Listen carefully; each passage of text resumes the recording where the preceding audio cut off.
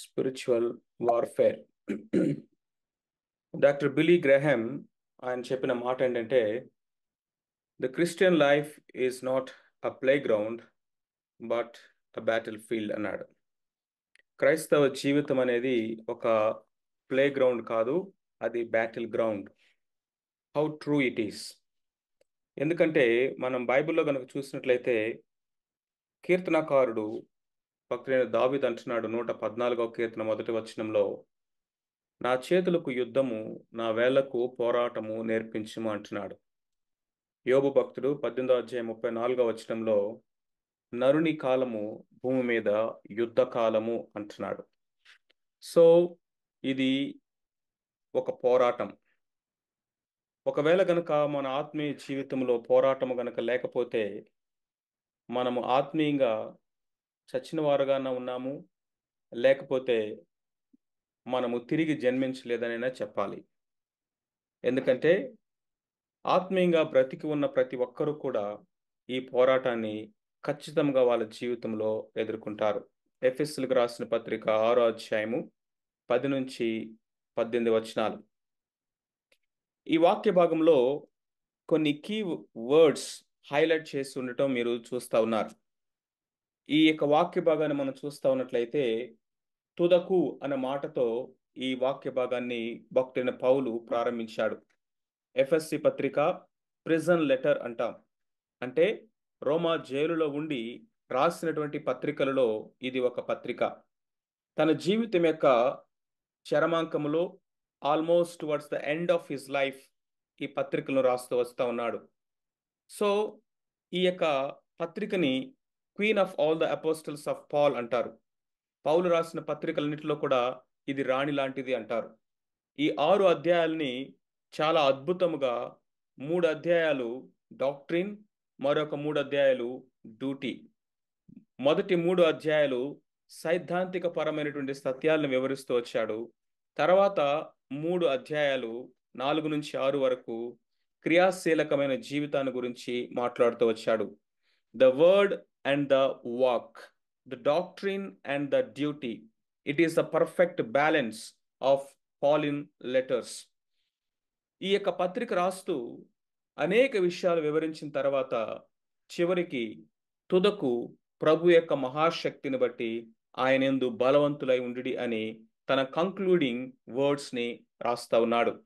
ప్రభు యొక్క మహాశక్తిని బట్టి ఆయన యందు బలవంతులై ఉండుడి. బలవంతులై ఉండుడి, శక్తిమంతులగునట్లు, శక్తిమంతులగునట్లు అన్నటువంటి మాట మనము మినిమం 4 టైమ్స్ ఈ వచ్చిన భాగాల్లో మనం చూస్తా ఉన్నాం. అంటే మనము బలవంతులుగా ఉండాలి అనేది దేవుని యొక్క ఆశ ఉన్నది.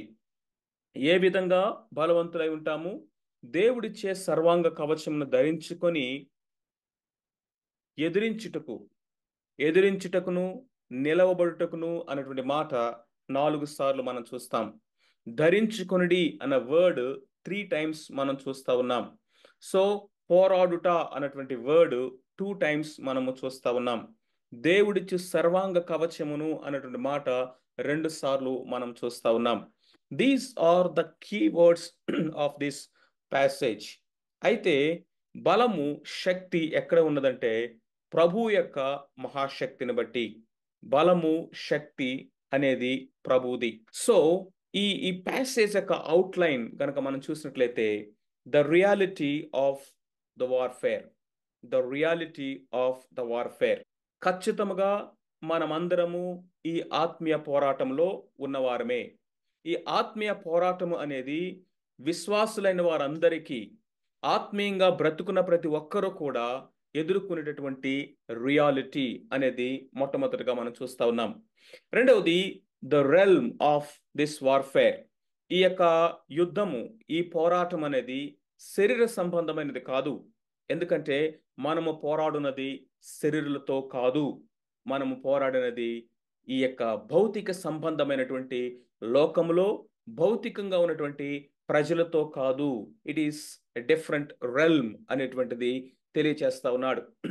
మూడోదిగా కనుక మనం చూసినట్లయితే, ఈ యొక్క పోరాటములో మనము శక్తిమంతులుగా నిలబడటానికి, అపవాదిని ఎదిరించడానికి, వాడి యొక్క స్కీమ్స్ని మనము తెలుసుకోవడానికి, ఈ యొక్క పోరాటంలో నిలబడడానికి, జయించడానికి దేవుడిచ్చినటువంటి రిసోర్సెస్, వెపనరీ ఏంటి అనేది మనం మూడోదిగా చూస్తాం. And the final thing is the result of the warfare. So the outline is very simple. The reality of warfare, the realm of warfare, and the resources of the warfare, and the result of the warfare. So the first thing, let us see, the battle is real. The reality of warfare ఏంటి అనేది మనం చూద్దాం. దేవుని యొక్క వాక్యాన్ని మనము నిశ్చితముగా గమనించినట్లయితే, ప్రత్యేకంగా పౌలు భక్తుడి యొక్క పత్రికలని మనం గనక పరిశీలించి చూసినట్లయితే, ఈ యొక్క వొకాబులరీ అనేది పౌలు భక్తుడు రిపీటెడ్గా వాడటం మనం చూస్తాం. ఏంటది? పరుగు పందెమని, పోరాటం అని, లేకపోతే సైనికుడు అని, ఈ విధమైనటువంటి మాటలు మనం చూస్తాం. తిమోతికి రాసిన 2వ పత్రిక 2వ అధ్యాయము 2-3 వచనాలు అంటాడు, క్రీస్తు యేసు యొక్క మంచి సైనికుని వలె నీవు శ్రమను అనుభవించడం నేర్చుకో అంటాడు. క్రీస్తు యేసు యొక్క మంచి సైనికుడు. Be a good soldier of Jesus Christ. సైనికుడు దేని కొరకు ట్రైన్ చేయబడతాడంటే, a soldier is trained for the war. Something very interesting. యుద్ధం ఎవరు కోరుకోరు, రావాలని అనుకోరు, కానీ సైనికులందరూ కూడా యుద్ధం కోసమే ట్రైన్ అవుతారు. ఎందుకు? Not just to participate, but to win the battle, to win the warfare. చూడండి, ఓడ అనేది ఎప్పుడు కూడా బయట ఒడ్డునే కట్టబడుతుంది, కానీ అది సముద్రంలో ప్రయాణం చేయడానికి కట్టబడుతుంది. The ship is made to sail in the sea, sail in the waters. ఆ షిప్ని కన్స్ట్రక్ట్ చేస్తా ఉన్నప్పుడు అన్ని విధాలైనటువంటి ఆడ్ థింగ్స్ని మైండ్లో పెట్టుకొని దాన్ని కన్స్ట్రక్ట్ చేస్తారు.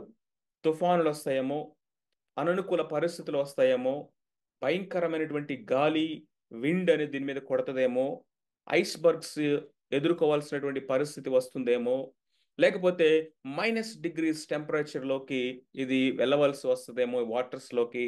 సో ఇలాంటి పరిస్థితులన్నిటినీ అది ఎదుర్కోవడానికి సిద్ధముగానే ముందుగా దాన్ని ప్రిపేర్ చేస్తారు. అలాగే సోల్జర్ కూడా ఎంతో టఫ్ ట్రైనింగ్ తను వెళ్తాడు. ఎందుకంటే soldier is trained for the battle. Soldier is trained for the battle. మనము కూడా క్రీస్తు యేసు యొక్క మంచి సైనికుల వలె మనమున్నాము అంటే, మనము ఒక పోరాటానికి ఈ భూమి మీద సిద్ధపడతా ఉన్నాము అనేది మనం గ్రహించాలి. అందుకే తిమోతి పత్రికలో పౌలు భక్తుడు కీప్ ఆన్ రిపీట్ చేస్తూ ఉంటాడు, మంచి పోరాటము పోరాడము, మంచి పోరాటము పోరాడము, విశ్వాస సహితమైన ఈ పోరాటాన్ని పోరాడు అని చెప్తూ, చివరికి తన జీవితం దగ్గరికి వచ్చేసరికి మంచి పోరాటమును నేను పోరాడి తిని అని అన్నాడు. So my dear brothers and sisters, the Bible is very clear that we are in a warfare, we are in the battlefield, and we are the soldiers, and we must be trained to face the battle. ఇది మొట్టమొదటిగా మనం గమనించాల్సింది. రెండవది కనుక మనం చూసినట్లయితే the realm of the battle. ఇక్కడ మనం చూస్తా ఉన్నాము, మనం పోరాడున్నది శరీరులతో కాదు, రక్త మాంసములతో కాదు, మనుషులతో మనము పోరాడట్లేదు. మన కళ్ళకు కనిపించేటటువంటి భౌతిక సంబంధమైనటువంటి పోరాటము ఇది కాదు. So if this battle is not of the physical realm, then we should battle this in the proper realm. ఏంటి అంటే, ఇట్ ఈస్ స్పిరిచువల్ రెల్మ్లో మనం చేసేటటువంటి పోరాటం. మీరే వినే ఉంటారు ఈగిల్ గురించి. ఈగిల్ వేటాడేటప్పుడు ఎస్పెషల్గా ఈ సీ స్నేక్స్ని కానీ, లేకపోతే భూమి మీద చాలా ఫాస్ట్గా వెళ్ళేటటువంటి వెనమస్ స్నేక్స్ని అవి వేటాడేటప్పుడు అది ఆ భూమి మీద దాన్ని పట్టుకొని వేటాడడానికి ఇది ఇష్టపడదట. కొన్నిసార్లు తన యొక్క గొంతు చుట్టూ, రెక్కల చుట్టూ అది గట్టిగా కనుక మెలవేసిందంటే తన ప్రాణానికే ప్రమాదం. కొన్నిసార్లు అది కాటు వేసే ప్రమాదం కూడా ఉంటుంది. కాబట్టి ఈగల్ యొక్క స్ట్రెంగ్త్ ఎక్కడంటే గాలిలో, స్నేక్ యొక్క బలము భూమి మీద అది ప్రాకుతూ ఉన్నప్పుడు. కాబట్టి ఈ యొక్క స్నేక్ని బలహీనం చేయాలంటే ఈగల యొక్క బలం ఎక్కడో అక్కడికి దాన్ని తీసుకుని వెళ్ళాలి. కాబట్టి ఆ యొక్క ఈగిల్ ఏం చేస్తుందంటే it lifts the enemy to its realm of strength and there it fights. మనము పోరాడునది శరీరులతో కాదు. ఈ ఈ యొక్క యుద్ధము ఆత్మీయ ప్రపంచంలో స్పిరిచువల్ రెల్మ్ లో జరిగేది. కాబట్టి ఇది invisible war, invisible battle. It in the realm of spirit, not in the realm of flesh and blood. ఈ యొక్క ట్రూత్ మనకి దేవుని యొక్క వాక్యము చాలా పవర్ఫుల్ గా మన మధ్యకి తీసుకొని వస్తా ఉంది. మీ బాస్ నిన్ను ఇబ్బంది పెడతా ఉన్నాడా? So recognize there is a battle going on in spiritual realm. ఒక విశ్వాసిగా నిన్ను బలహీనపరచడానికి, నిన్ను డిస్కరేజ్ చేయడానికి, లేకపోతే దేవుళ్ళు నువ్వు ఆనందించకుండా చేయడానికి, నిన్ను కృంగదీసి పడగొట్టడానికి ఆ వ్యక్తిని వాడుకుంటూ ఉన్నటువంటి ఆ యొక్క అంధకార సంబంధమైనటువంటి శక్తిని నువ్వు గ్రహించగలిగినట్లయితే you will do the right battle. Identify your enemy, recognise your right enemy. ఇదిగో ఎవడు వాళ్ళని వాడుకుంటున్నాడు, ఎక్కడ ఏ రెల్మ్లో బ్యాటిల్ జరుగుతూ ఉంది అనేది మనం గుర్తించగలిగినట్లయితే మనము మంచి పోరాటము పోరాడతాము, విశ్వాసహితమైన పోరాటం పోరాడతాము, ఆత్మీయ పోరాటంలో మనము నిలబడతాము. ఇది మొట్టమొదటిగా మనము గుర్తించవలసింది. The reality of the battle మనం చూసాము. రెండోదిగా the realm of the battle, we wrestle not against flesh and blood. మొట్టమొదటిగా మనం గ్రహించవలసింది అంటే spiritual warfare requires spiritual strength. This is the first truth. Spiritual warfare requires spiritual strength. So తుదకు ప్రభు యొక్క మహాశక్తిని బట్టి, లుక్ ఎట్ దట్, ప్రభు యొక్క మహాశక్తిని బట్టి, శక్తి, బలము, సామర్థ్యము, పవర్, అథారిటీ మనది కాదు. ఆయనలో శక్తిని డ్రా చేసుకోవటం మనకు తెలియాలి. Look at this, if you take a mobile phone doesn't have power on its own to operate. ఇది పని చేయడానికి పవర్ కావాలి. దీంట్లో ఒక బ్యాటరీని పెట్టారు దీన్ని తయారు చేసేవారు.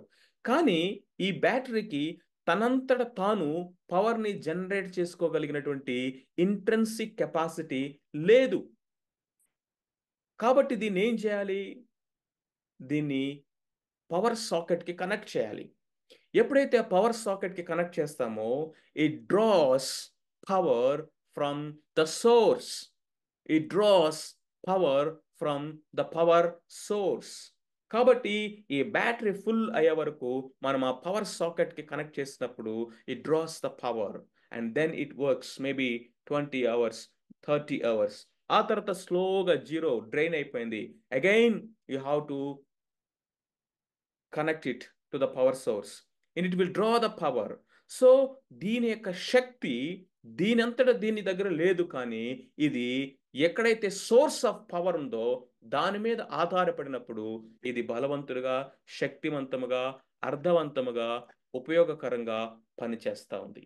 In the same way, since the battle is spiritual warfare, we require spiritual strength and we should draw power and energy, enablement from the Lord. ప్రభు యొక్క మహాశక్తిని బట్టి, ఆయన శక్తి అపరిమితమైనటువంటిది, ఆయన శక్తి అనంతమైనది, ఆయన అనంతమైన శక్తి కలిగినటువంటి దేవుడు. ఆయనలో మనమున్నప్పుడు, ఆయనతో కలిసి ఉన్నప్పుడు, ఇన్ హిమ్ పొజిషనల్లీ మనము ఆయన శరీరంలో భాగముగా మనం జీవిస్తూ ఉన్నప్పుడు we can draw strength from him. ఆయన యందు బలవంతులై ఉండుడి. First truth.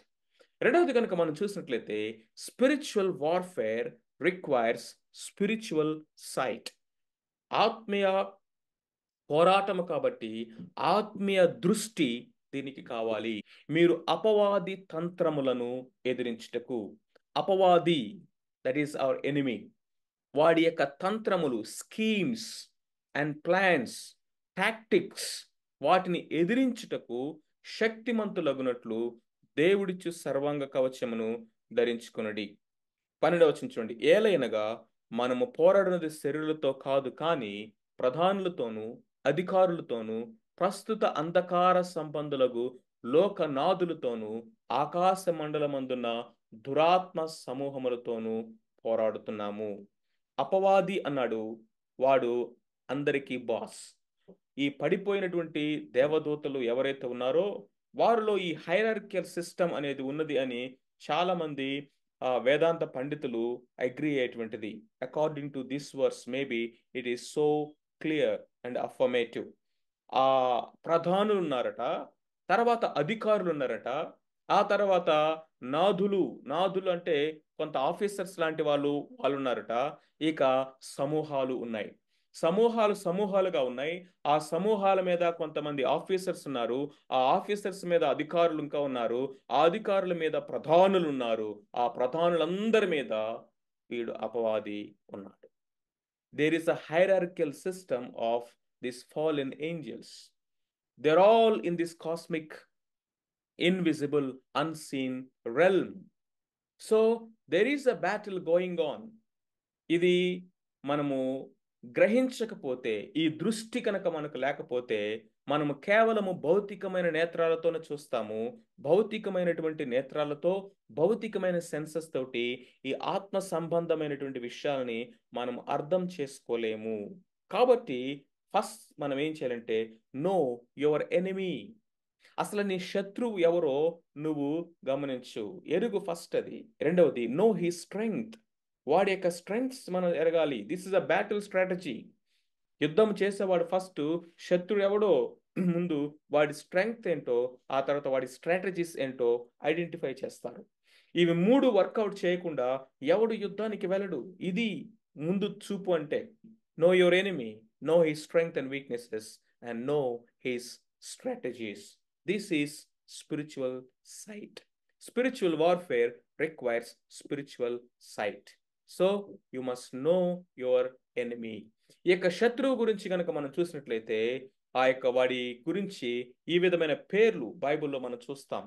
వాడు అపవాది అని, లేకపోతే డెవిల్, తర్వాత టెంప్టర్, శోధకుడు అని, దొంగ అని, ఆది సర్పము, ఘట సర్పము అని, ఈ లోక సంబంధమైనటువంటి దేవత అని, వాడు అబద్ధీకుడని, లేకపోతే మర్డరర్ అని, ఈ విధంగా వాడి గురించి అనేకమైనటువంటి టైటిల్స్ మనము చూస్తాము. అంతేకాకుండా వాడి యొక్క స్కీమ్స్ ఏంటి అని మనం చూసినట్లయితే, హీ అటాక్స్ ఆన్ బాడీ. వాడు మన యొక్క శరీరం మీద అటాక్ చేస్తాడు. He causes many diseases. విశ్వాసుల యొక్క జీవితాల్లో అపవాదికి ఎంతవరకు ప్రమేయం ఉంటుంది అని మనం చూసినట్లయితే, యోబు గ్రంథంలో కొంతవరకు మనకు క్లూస్ దొరుకుతాయి. He attacks on body. రెండోది మనం చూసినట్లయితే, he attacks on our mind. ఇవి వాడి యొక్క స్కీమ్స్ అన్నమాట.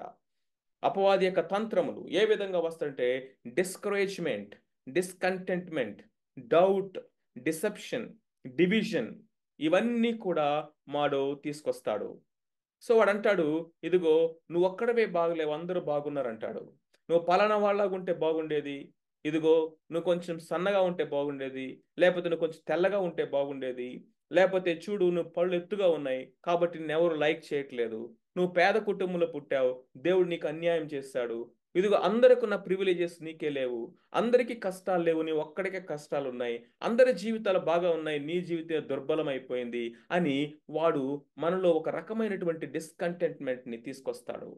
అంతేకాకుండా దేవుని మీద డౌట్స్ని క్రియేట్ చేస్తాడు అబద్ధాలు చెప్పి.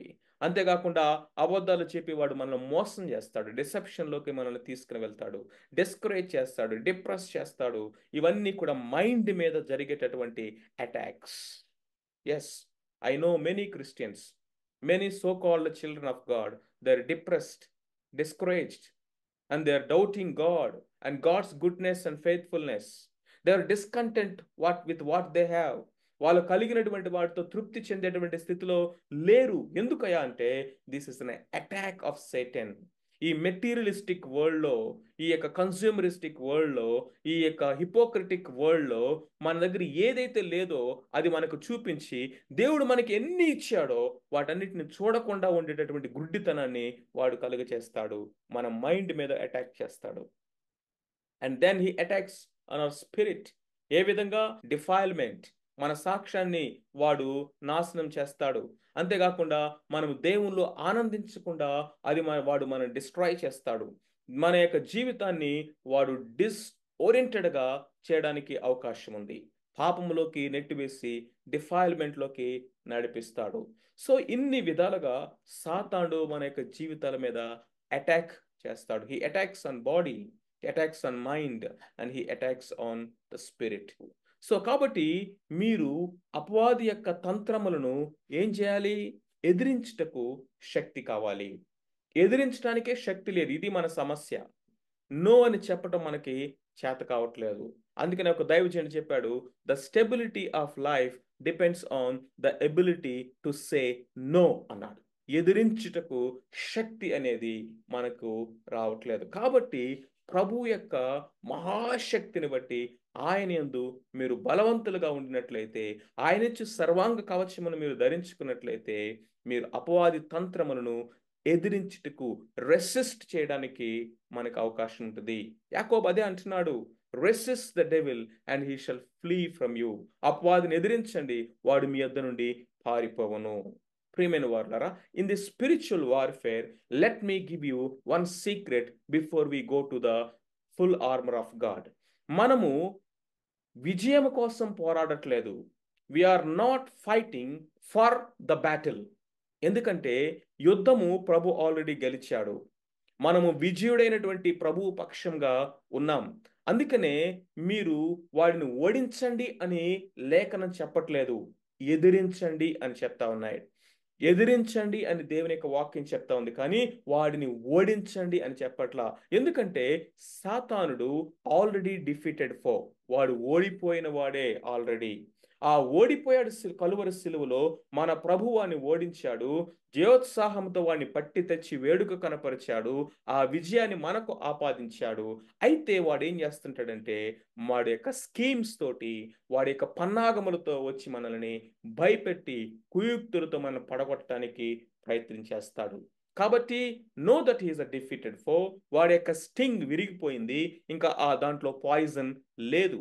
వాడి కోరలు విరిచేశాడు కాబట్టి అది కేవలం బుసల కొట్టే సర్పమే కానీ కాటు వేయగలిగిన సర్పము కాదు. ఈ సంగతి మొట్టమొదటగా మనం తెలుసుకున్నప్పుడు మనం పారిపోము. మనం ఏం చేస్తామంటే రెసిస్ట్ చేస్తాం, ఎదురు తిరుగుతాము. అప్పుడు వాడు ఏం చేస్తాడంటే పారిపోతాడు. ఎదురు తిరగడానికి, రెసిస్ట్ చేయడానికి, నిలబడడానికి ఏం కావాలంటే శక్తి కావాలి. ఆయన ఇచ్చే సర్వాంగ కవచము కావాలి. మొట్టమొదటిది, spiritual warfare require spiritual strength. రెండవది, spiritual warfare requires spiritual sight. మూడవది, spiritual warfare requires spiritual suit. Spiritual suit. మీరు అపవాది తంత్రములను ఎదిరించుటకు శక్తిమంతులగునట్లు దేవుడిచ్చు సర్వాంగ కవచమును ధరించుకొనుడి. దేవుడిచ్చు సర్వాంగ కవచము. So the warfare is spiritual, so the weaponry is also spiritual. యుద్ధము ఆత్మ సంబంధమైనది కాబట్టి ఆయుధాలు కూడా, యుద్ధోపకరణాలు కూడా ఆత్మ సంబంధమైనవే. ఈ విషయాన్ని గమనించాలి. Therefore put on the full armour of God. వీటిని ధరించుకొని నిలవబడి ఉండండి. Stand firm, stand firm, stand your ground. పడిపోవద్దు, పారిపోవద్దు. పడిపోవద్దు, పారిపోవద్దు. పోరాటంలో జస్ట్ మీరు నిలవబడి ఉండండి. Resist the devil and he shall flee from you. సత్యము అనే దట్టి, సత్యం అనే దట్టి. What is this? మొట్టమొదటిగా మనం గమనించినట్లయితే సాతానుడు అబద్ధికుడు, అబద్ధాలకు జనకుడు. వాడి యందు సత్యము ఎంత మాత్రమును లేదు అని దేవుని యొక్క వాక్యము సెలవిస్తా ఉంది. వాడు అబద్ధాలతోటి మనల్ని మోసం చేస్తాడు. He deceives people, especially God's people, by spreading lies. ఈ అబద్ధాలు కూడా వాడు ఎక్కడి నుంచి తీసుకొస్తాడంటే దేవుని వాక్యములో నుంచే తీసుకొస్తాడు. అదేంటన్నా, దేవుని వాక్యములో అబద్ధాలు ఎందుకుంటాయి? దేవుని వాక్యమంతా సత్యమే కదా. మరి సత్యమును వాడు తీసుకొచ్చినప్పుడు అది అబద్ధాలు అవుతాయి అంటే వాడు సత్యాన్ని ట్విస్ట్ చేస్తాడు.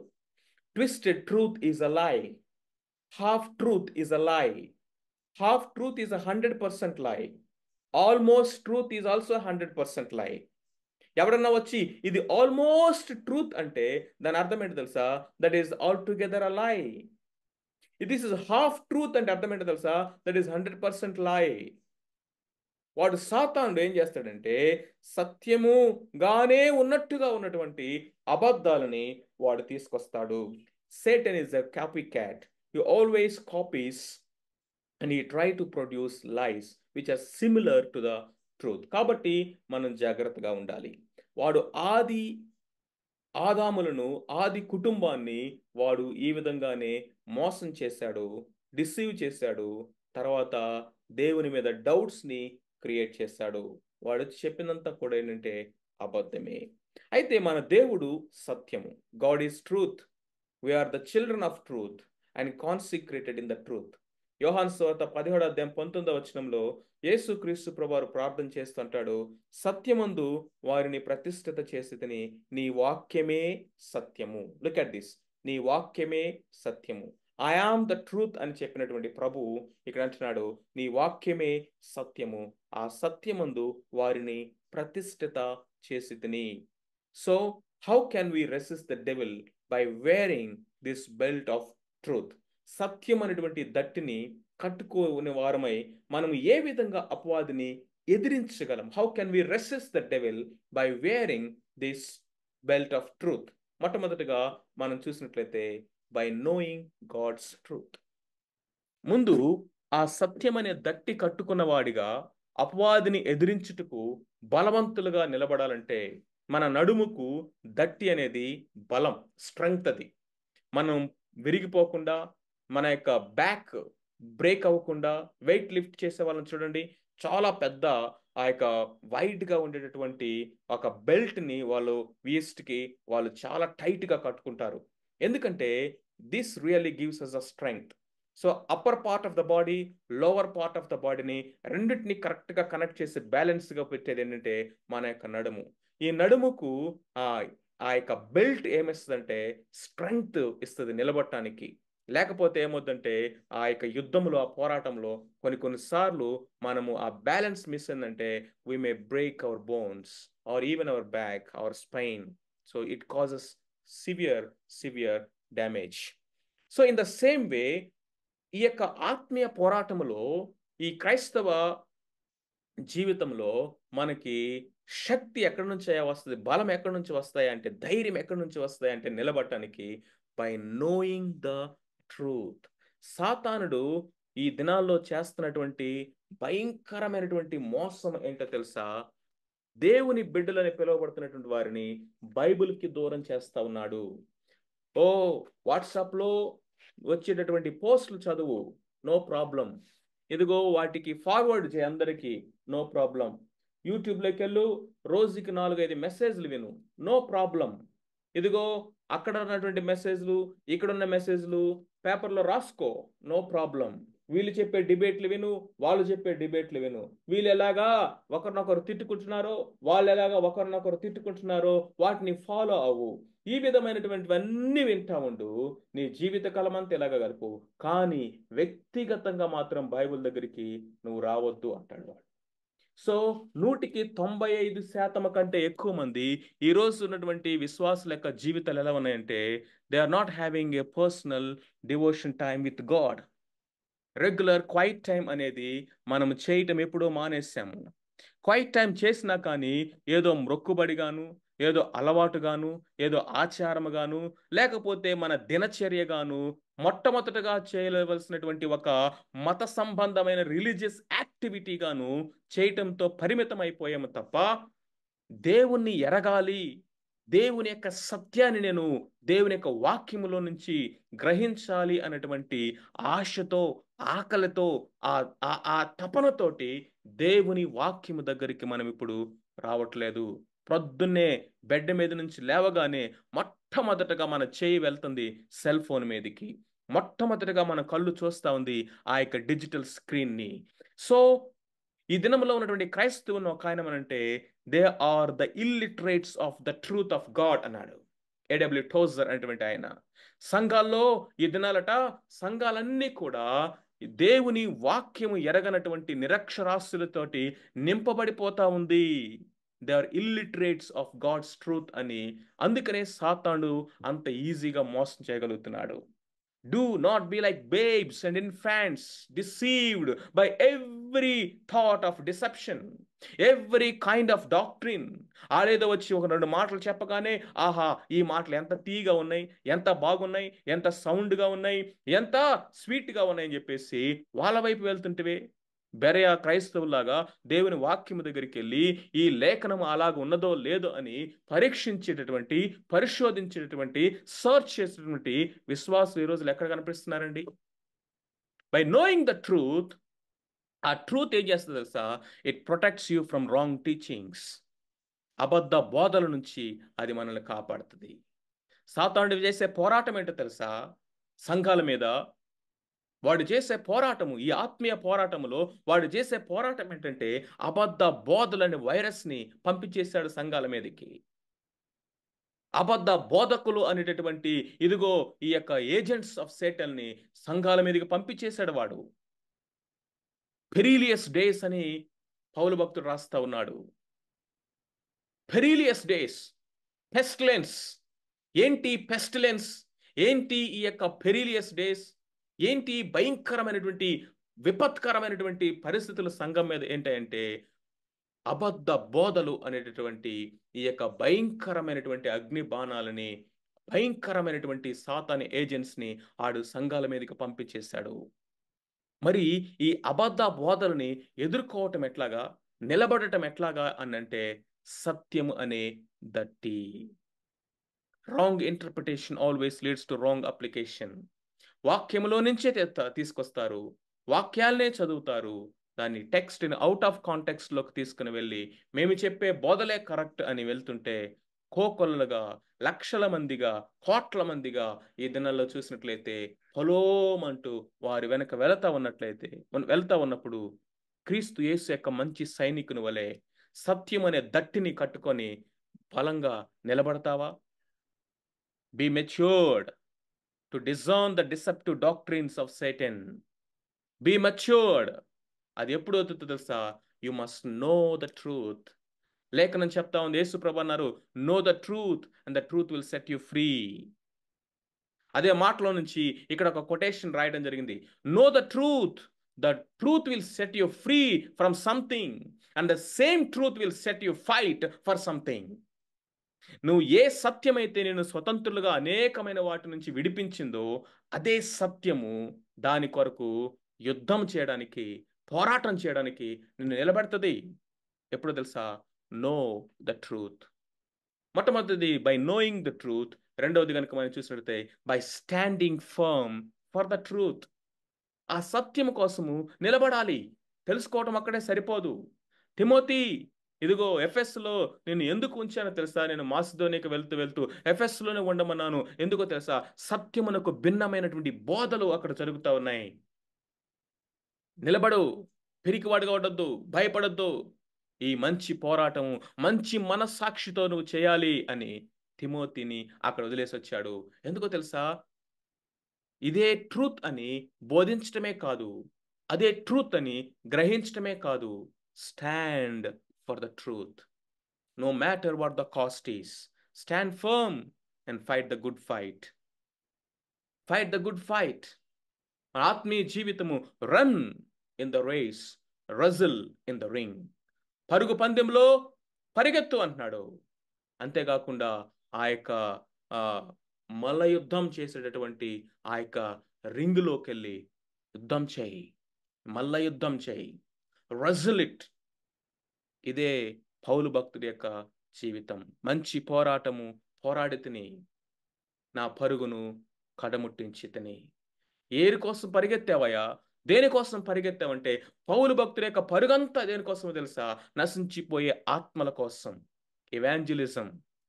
దేనికోసం పోరాడావు జీవితకాలం అంతే? పౌలు భక్తుడి యొక్క పోరాటం అంతా కూడా అబద్ధ బోధకులు, అబద్ధ బోధలకు వ్యతిరేకంగా నశించిపోయే ఆత్మలకు సువార్త కొరకు పరుగెత్తాడు. ఇదిగో సంఘాల మీదకి దాడి చేస్తున్నటువంటి అబద్ధ బోధల కొరకు మల్ల యుద్ధం చేశాడు. క్రీస్తు యేసు యొక్క మంచి సైనికుని వలె మంచి పోరాటము పోరాడు. He stood firm for the truth till his last breath. This is good fight. ఎలాగా? సత్యం అనే దట్టి కట్టుకున్న వారమై. ఆ సత్యం ఏంటో నీకు తెలియకపోతే ప్రతి మోసకరమైనటువంటి బోధలు. ఆడెవడో పాటలు బాగా పాడుతున్నాడు. అక్కడేవో కోట్‌లేసుకున్నాడు, సూట్‌లేసుకున్నాడు, లైటింగ్‌లు పెట్టాడు, స్మోక్ గన్‌లు పెట్టాడు, డాన్స్‌లేస్తున్నారు. ఇదిగో అనేక రకాల మర్మాలు చెప్తున్నాడు. వాడేదో ఇక్కడికెళ్ళిన తర్వాత విజన్‌లు చెప్తున్నాడు, ప్రొఫెసీలు చెప్తా ఉన్నాడు. ఇది జరుగుతుంది, అది జరుగుతా ఉంది అని చిన్న పిల్లలు మాయోపాయములకు మోసపోయినట్లుగా నువ్వు కూడా మోసపోతున్నావా? లేకపోతే back to the Bible, back to the basics, back to the roots, back to the foundation అన్నట్లుగా దేవుని వాక్యం మీదకెళ్ళి కూర్చొని వాక్యమును పరిశోధించి, పఠించి, ధ్యానించి, విశ్లేషించి సత్యమును సరిగా తెలుసుకుంటా ఉన్నామా? If you don't have truth, you have no belt. If you have no belt, you have no strength to stand. మొట్టమొదటిది బెల్ట్ ఆఫ్ ట్రూత్. రెండవది నీతి అను మైమరువు. నీతి అను మైమరువు తొడుగుకొని the breastplate of righteousness.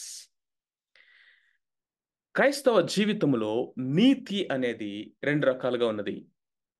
Righteousness అన్న మాటకు అర్థం ఏంటంటే being right with God. Being right with God. Set things right with God. దీన్ని పొజిషనల్ రైచియస్నెస్ అన్నాం. ఇది రైట్ బీయింగ్, రైట్ బీయింగ్. రెండవది doing right in the sight of God. దీన్ని practical righteousness అన్నాం. ఇది right doing, right being, right doing. Positional, practical.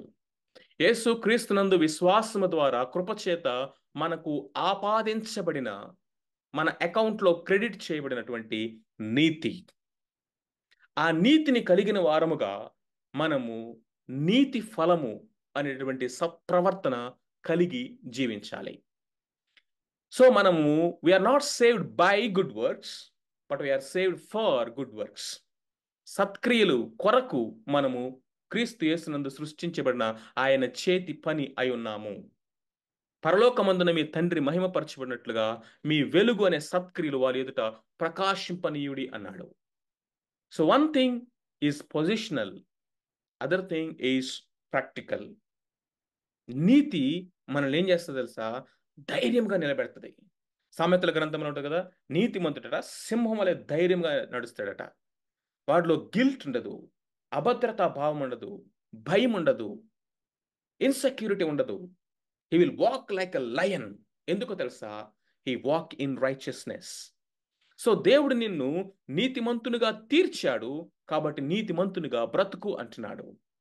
ఈ దేవుడిచ్చినటువంటి positional righteousness ని మనం కలిగి అనుదినము ప్రాక్టికల్ రైచియస్నెస్ లో ఎదుగుతూ ఉన్నప్పుడు బీయింగ్ రైట్ అనేది మనల్ని డూయింగ్ రైట్ లోకి క్లియర్ కాన్షియస్నెస్ కలిగి మనం నడుస్తూ ఉన్నప్పుడు వాడు మన మీద అక్యూజేషన్ చేయడానికి, వేలు చూపించడానికి వాడికి ఎట్టి అధికారం ఉండదు. సాతానికి ఇంకొక పేరేంటి తెలుసా? The accuser. సహోదరుల మీద దివారాత్రములు నేరారోపణ చేయవాడు. యెకర్యా గ్రంథం 3వ అధ్యాయం 3వ వచనంలో అక్కడ యెహోషువ మలిన వస్త్రముల కలవారై అక్కడ నిలబడినప్పుడు అపవాదైన వాడు వచ్చి ఆడి అక్యూజ్ చేస్తున్నాడు. ఆ తర్వాత దేవుడు అతని మలిన వస్త్రాలను తీసివేసి తనకు ఆ శుద్ధ వస్త్రాలు ధరింపచేశాడు. ఈ ప్రాసెస్ ఓల్డ్ టెస్టమెంట్ యెకర్యా గ్రంథం మనకు దేనికి సాదృశ్యంగా ఉందంటే మన యొక్క ఒరిజినల్ స్థితి ఏంటంటే మన సెల్ఫ్ రైచియస్నెస్, మన ఒరిజినల్ రైచియస్నెస్ ఏంటంటే ఫిల్దీ ర్యాగ్స్. మన మంచి క్రియలన్నీ మురికి గుడ్డలా కనిపిస్తా ఉన్నాయి. అయితే దేవుడు తన కుమారుడైన క్రీస్తు ప్రభునందు ఆయన రక్తము ద్వారా మనల్ని కడగటం ద్వారా మనకి నీతి వస్త్రములను ఆయన ధరింపచేశాడు.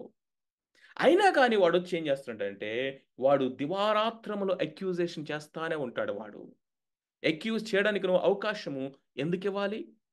అందుకనే do not give room to Satan. సాతానికి మీరు అవకాశం ఇవ్వద్దు. వాడికి కొంచెం అవకాశం ఇస్తే చాలు. ఈ బ్రెస్ట్ ప్లేట్ కనుక తీసేసావా డైరెక్ట్ గా నీ గుండెని చీల్చేస్తాడు వాడు. డైరెక్ట్ గా చీల్చేస్తాడు వాడు. ఇది చిన్న క్లిప్పే కదా, చిన్న సిప్పే కదా, చిన్న ఫ్రెండ్ రిక్వెస్టే కదా, చిన్న రీలే కదా, చిన్న షార్టే కదా, ఇదిగో చిన్న చాటింగే కదా, చిన్న ఫోన్ కాలే కదా, ఇదిగో అని నువ్వు గనక ఈ ఈ యొక్క నీతి అనేటువంటి ఈ యొక్క మైమరును గనక తీసేసావా, ఆ దేవుడిచ్చినటువంటి ఆ ఫెన్స్‌లో నుంచి బయటకొచ్చేసావా, నీతి ప్రవర్తనని విడిచిపెట్టి మనము అవినీతి సంబంధమైనటువంటి మార్గాల్లోనికి మనం వెళ్ళామా, వాడు రెడీగా ఉంటాడు చెట్టు చాటున యారో షూట్ చేసుంటాడు. Christ is our righteousness. దీన్ని మొట్టమొదటగా మనం గమనించాలి. ఇది పొజిషనల్. ఎప్పుడైతే సాతాను అక్యూజ్ చేస్తాడో నీ రక్షణ గురించి, నీ జీవితాన్ని గురించి, లేపోతే నీ వ్యక్తిగత జీవితాన్ని గురించి, క్రైస్తవ జీవితంలో మనకున్న అష్యూరెన్స్ ఏంటో తెలుసా? క్రీస్తు యొక్క నీతి. When Satan accuses the believer, it is the righteousness of Christ that assures the believer of his salvation. But ఒక మాట జాగ్రత్తగా వినండి. స్థానములో పరిశుద్ధత మాత్రమే కోరి, స్థితి అందలి పరిశుద్ధతను కోరకపోతే, యేసుక్రీస్తు ప్రభువారి రక్తములో ఒకప్పుడు నేను కడగబడ్డాను కాబట్టి నేను నీతిమంతునిగా తీర్చబడ్డాను అని చెప్పుకుంటున్న ఓ నీతిమంతుడా, లోతులాగా బ్రతుకుతావా? లోతు కూడా నీతిమంతుడే. నీతిమంతుడైన లోతు అని ఆ యొక్క లోతు గురించి రాయబడింది. ఆ లోతు లేని జీవితం కలిగిన లోతు నీతిమంతుడే. కానీ ఎవరికి ఉపయోగపడిందండి ఆయన నీతి? తన భార్యను, తన పిల్లలని, తన కుటుంబాన్ని ఎవరిని ఇన్‌ఫ్లూయెన్స్ చేయలేనటువంటి ఒక కాంప్రమైజ్డ్ వరల్డ్‌లీ లైఫ్‌ని జీవించినటువంటి లోతు నీతిమంతుడే. Positional. But no practical righteousness. భ్రష్టత్వము, కుటుంబము విచ్ఛిన్నము, సర్వనాశనమైపోయింది. అగ్నిలో నుంచి తప్పించుకున్నట్లుగా వాడు తప్పించుకుంటాడు కానీ వాడికి ఏమీ దొరకదు, నష్టమే అంటున్నాడు. A positional righteousness without having practical righteousness only gives Satan another opportunity to attack. Practical righteousness, నీతి అను మైమరువు తొడుగుకొని ఉండండి. మార్టిన్ లూథర్ ఒకప్పుడు ఆయన పడుకొని ఉన్నాడట. పడుకొనుంటే సాతానుడు వచ్చాడు, అక్యూజర్. తట్టి లేపాడట. ఓ నువ్వా, మళ్ళీ వచ్చావా, ఏంటి చెప్పు అన్నాడట. చూడండి. ఓ నువ్వా, మళ్ళీ వచ్చావా, ఏంటి చెప్పు అంటే పెద్ద లిస్ట్ తీసుకొచ్చాడంట, చిట్టా. ఆ చిట్టాలో మొత్తం మార్టిన్ లూథర్ చేసిన పాపాలన్నీ ఉన్నాయట. అవన్నీ చూపించాడు వాడు. అవన్నీ కరెక్టే, మార్టిన్ లూథర్ చేసినవే. చూపులు, తలంపులు, ఆలోచనలు, మాటలు అన్నిటి ద్వారా ఆ పెద్ద చిట్టా అంతా చూపించి, ఇంత ఘోర పాపివైన నీవు ఎంత ఘోర నరక శిక్షకు పాత్రుడివి, అయితే నువ్వు వేషధారిలాగా బయటికెళ్ళి కేవలం విశ్వాసం ద్వారా, కేవలం కృప ద్వారా నీతిమంతుడిగా తీర్చబడతారని అంటా ఉన్నావు. ఇది ఎంత అబద్ధము, ఇవన్నీ నువ్వు చేసిన పాపాలే కదా, వీటి సంగతి ఏంటి, వీటి సంగతి ఏంటి అని ఆ పేపర్ని, ఆ చిట్టాను చూపిస్తూ అక్యూజ్ చేస్తా ఉన్నాడట. వెంటనే మార్టిన్ లూథర్ ఒక చేత్తో కాగడ పట్టుకొని మరొక చేత్తో పక్కన ఉన్నటువంటి రెడ్ ఇంక్ పాట్ అది తీసుకొని ఫ్యాట్ అని ఆ పేపర్ మీద వేసి కొట్టాడట. అంతే, ఆ రెడ్ ఇంక్ బాటిల్ ఉన్నటువంటి ఇంక్ అంతా కూడా ఆ పేపర్ మొత్తం తడిసిపోయింది. ఇప్పుడు అడిగాడట ఆ కాగడ చూపిస్తూ, చూపించు అక్కడ నా పాపాలు ఏమున్నాయో, ఏమున్నాయో చూపించి ఇప్పుడంటే అవి మొత్తం ఎర్రని సిరాతోటి కడిగి వేయబడ్డాయి. అంతే, ఒక్కసారిగా వాడు తుర్రుమని పారిపోయాడట. Resist the devil, he shall flee from you. ఎందుకో తెలుసా? రెండు విషయాలు మార్టిన్ లూథర్ అక్కడ చేశాడు. ఒకటి, సత్యం అనే బెల్ట్ ఆయనకుంది. He knows the word of truth.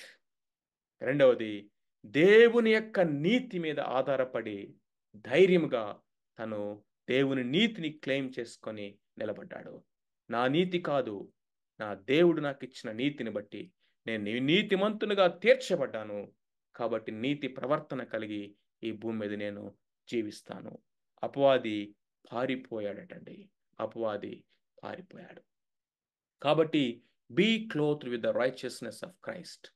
ఒకవేళ ఇంకా నువ్వు రక్షించబడకపోతే, రక్షణ నిశ్చయిత నీకు లేకపోతే, పాప క్షమాపణ పొందాను అన్నటువంటి ఆ యొక్క అష్యూరెన్స్లో లేకపోతే, ఒకవేళ ఈ రోజైనా ఇప్పుడైనా సరే ప్రార్థన చేయి. నీ పాపములు ప్రభు దగ్గర ఒప్పుకో. ఆయన తన రక్తంతో నిన్ను కడిగి నీతి రక్షణ వస్త్రాలు నీకు ధరింపచేస్తాడు. He will add his righteousness into your account. You will be counted, you will be declared, you will be accepted as righteous, not because of your righteousness, not because of my righteousness, but because of the righteousness of Jesus Christ added, credited into my account. So నేను బయటికి వెళ్ళినప్పుడు I will be clothed with that. Police ఉన్నాడు అనుకోండి, T shirt వేసుకొని మామూలు pant వెళ్ళి బయటికి వెళ్ళాడు అనుకోండి, బయటికి వెళ్ళిన తర్వాత అతను ఎవరన్నా ఫ్యాట్ మని కొట్టాడు అనుకోండి, అతన్ని నువ్వు పోలీసుని కొట్టావు అంటే, సార్ ఆయన పోలీస్ అన్న సంగతి నాకేం తెలుసండి, ఆయన మామూలుగా నువ్వు ఒక వ్యక్తిలాగా ఉన్నాడు, so I'm sorry, I don't know that he's a police. But యూనిఫామ్లో కనుక ఉన్నప్పుడు చెయ్యి వేయటని కూడా గడగడగడలాడతాం, దగ్గరకు కూడా వెళ్ళలేం. Because he's cloth with the position that was given to him. In the same way Christ has given us the positional righteousness, clothed in that, and go out. No one can accuse you. No one can raise a finger upon you because we are clothed in the righteousness of God. That is our breastplate.